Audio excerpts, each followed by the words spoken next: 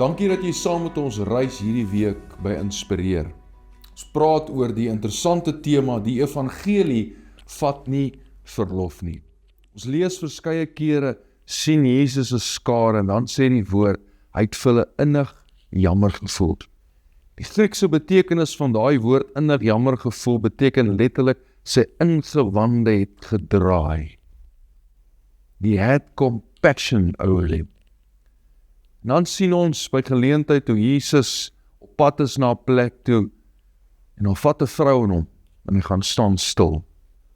By 'n ander geleentheid is hy op pad na 'n plek toe, daar's 'n skare en daar's 'n man in 'n boom wat Jesus wil sien.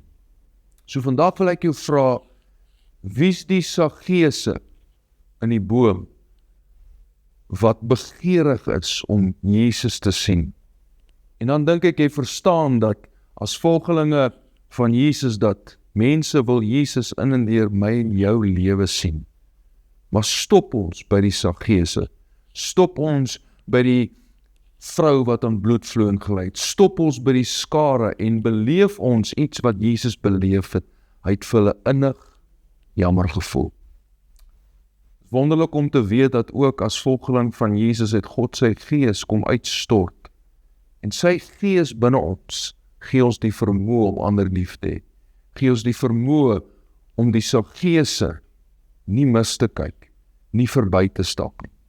Mag die Here ons meer as ooit sensitief maak vir daai mense wat dalk langs die kantlyn staan, vir hulle wat op hierdie stadium ver van God leef moontlik, om hulle in te trek, by hulle te stop en die blye nuus, die blye boodskap aan hulle te deel, dat God hulle lief het.